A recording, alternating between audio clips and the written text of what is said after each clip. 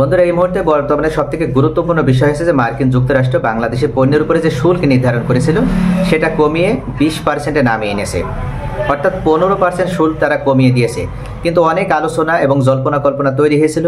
অনেকে বলছিল যে আওয়ামী লীগ সরকার পতনের পর মার্কিন যুক্তরাষ্ট্র এবার ইউনূস সরকারকে পদে পদে বাধা দেওয়ার জন্য বা ইউনূস সরকারকে বেকায়দায় ফেলার জন্য এই শুল্কের পরিমাণ আরও বাড়াবে। একসময় শোনা যাচ্ছিল যে 45% থেকে 55% হয়তো নতুন করে আবার শুল্ক আরোপ হবে। তবে ম্যাজিক্যালি অর্থাৎ যেন এটার ভিতরে নিশ্চয়ই এমন কোনো জাদু কাজ করেছে যেটার কারণে মার্কিন প্রেসিডেন্ট ডোনাল্ড ট্রাম্প অবশেষে বাংলাদেশের শুল্ক কমাইলো। শুধু কমাইলোই না, এক প্রকার অর্ধেকে নামিয়ে এনে 20%-এ নির্ধারণ করেছে, যেটা গত বছরও ছিল 35%। আসলে হঠাৎ করে কি কারণে ডোনাল্ড ট্রাম্প এই শুল্ক হার কমালো, এটা নিয়ে কিন্তু ইতিমধ্যে আলোচনা শুরু হয়েছে।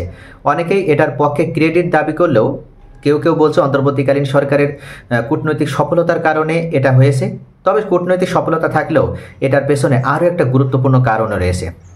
অনেক রাজনৈতিক বিশ্লেষকগণ উল্লেখ করেছেন যে জামাত আমির অর্থাৎ ডাক্তার মোহাম্মদ শফিকুর রহমানের সরাসরি হস্তক্ষেপে বা ওনার কূটনৈতিক প্রচেষ্টায় শেষ পর্যন্ত মার্কিন যুক্তরাষ্ট্র বাংলাদেশের উপরে এই শুল্ক কমিয়ে দিলেন। বাংলাদেশের পণ্যের উপরে 20% আমদানি শুল্ক নির্ধারণ করেছে যুক্তরাষ্ট্র। ইতিপূর্বে এই শুল্ক আরোপ করা হয়েছিল 37%, পরে কমিয়ে 35% করা হয়। আজ চূড়ান্ত আলোচনা শেষে এই ঘোষণা এলো। বাংলাদেশের পণ্যের উপরে এই শুল্ক কমানোয় মার্কিন প্রেসিডেন্ট ডোনাল্ড ট্রাম্প ও ডক্টর মোহাম্মদ ইউনূসের নেতৃত্বাধীন অন্তর্বর্তীকালীন সরকারকে ইতিমধ্যে ধন্যবাদও জানিয়েছেন বাংলাদেশ জামাত ইসলামের আমির ডাক্তার শফিকুর রহমান। তিনি ইতিমধ্যে হাসপাতালে ভর্তি আছেন। আগামীকাল তার বাইপাস সার্জারি হবে হার্টের। তিনি উল্লেখ করেন যে আলহামদুলিল্লাহ বাংলাদেশের রপ্তানি পণ্যের উপর যুক্তরাষ্ট্রের পক্ষ থেকে যে উচ্চ ট্যাক্স হার ঘোষণা করা হয়েছিল, বাংলাদেশ সরকারের কার্যকর উদ্যোগ এবং যুক্তরাষ্ট্র সরকারের আন্তরিকতায় তা কমে 20% নেমে এসেছে। এজন্য প্রেসিডেন্ট ডোনাল্ড ট্রাম্প এবং অধ্যাপক ডক্টর মোহাম্মদ ইউনূসের সরকারকে ধন্যবাদ জ্ঞাপন করেছে। তিনি লেখেন, আশা করছি ভবিষ্যতে ডক্টর মোহাম্মদ ইউনূস এবং পরবর্তীতে যারা রাষ্ট্র পরিচালনার দায়িত্বে আসবেন তারা সম্মানজনক অবস্থান ধরে রেখে বিশ্ব কূটনীতির ময়দানে মর্যাদাপূর্ণ দায়িত্ব পালন করবেন।